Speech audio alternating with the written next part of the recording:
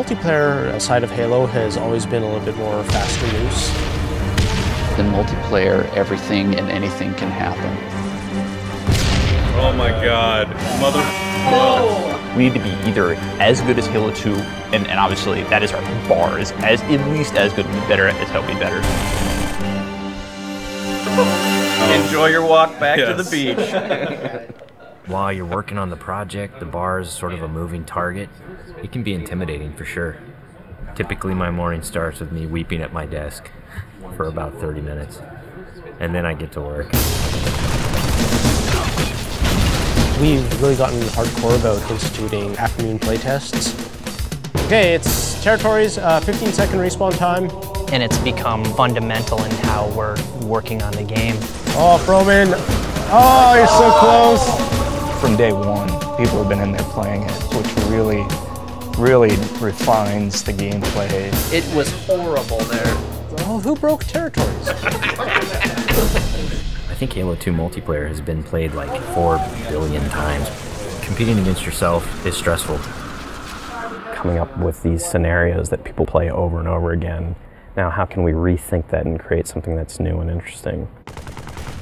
We started getting more into these asymmetrical maps, where it's offense versus defense, where that's a choke point that you want to hold.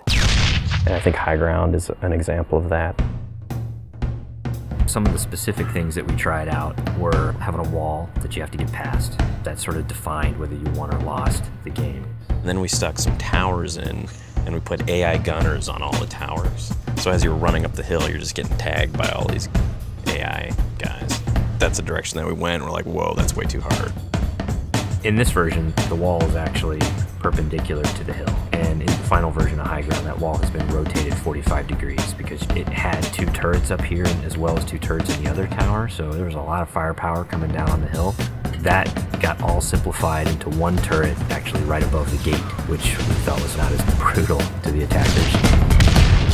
It's pretty obvious to us when we start working on these maps that they have to be fun for the 100th and the 200th and the 1000th time. You weren't figuring out the switches in the doors? Yeah, the glows are like you want to walk up and fight. Watching people run through your map challenges a lot of the assumptions you made about it. Like, oh, I think people will use this hill for sniping, and then no one uses it. Then you get great comments like, this map sucks, I hate this spot, I hate you. A lot of the time that we spend on these levels are in the details, making sure that the run to a weapon is equal for different areas, getting the distances right for flag captures. Because we make such an effort to place titled objects in a level, like the waterfall, the bridge, the porta potty, people can say the flag is down by the porta potty. That immediately helps with that social aspect. Don't tell them about the porta potty.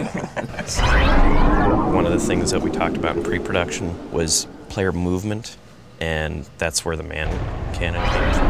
There's different ways to move the player around the map.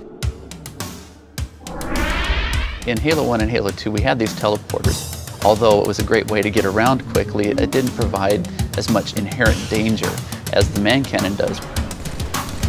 There's almost nothing more rewarding than sniping a guy out of the air as he's man cannoning across the map.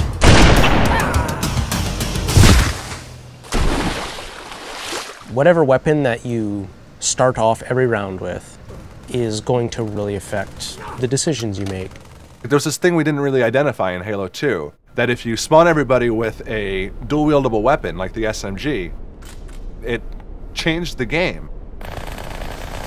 People stop meleeing and people stop grenading because when you're dual-wielding, you can't do either of those. One of our weapon modelers, Tom Doyle, said, hey, this is a great chance to bring back the assault rifle from Halo 1. The assault rifle's design language really works well with the Master Chief. It has such a unique kind of silhouette and look to it that we really didn't want to change with what is already a Halo canon. But in terms of design and gameplay, it's been adjusted pretty considerably. The weapon has a kind of a shallow clip, so it came down to how best do I use my melee attack, or how best do I use my grenades in order to tip that fight a little bit over in my favor. The assault rifle works really well with the golden three things of Halo, which are weapons, grenades, and melee. The different kind of weapons that you get to use now, the way that they're balanced against each other, the way the weapons are placed on a map, it brings a certain something to the map that just makes it play right. You have a situation which is very common, two guys get into a fight. Is there a way to mix that up? Say you start getting hit by a battle rifle from behind. Let's say you have a bubble shield, you drop it, all of a sudden you're completely shielded from this guy who's firing on you.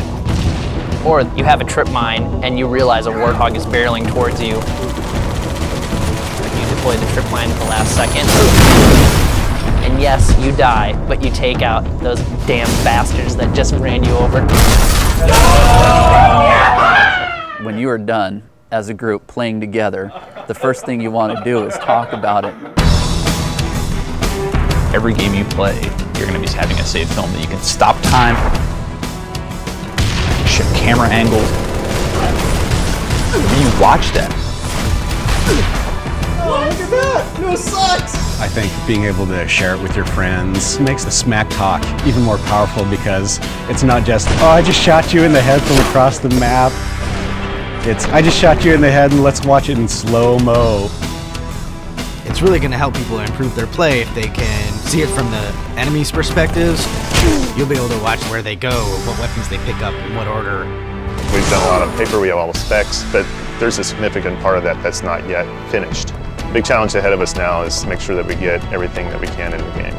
We're going to be what we're going to be, and we think it's really good, but everybody's expecting it to be really good, so we got to beat those expectations somehow. That's what's tough, yeah. That's what makes me cry at my desk.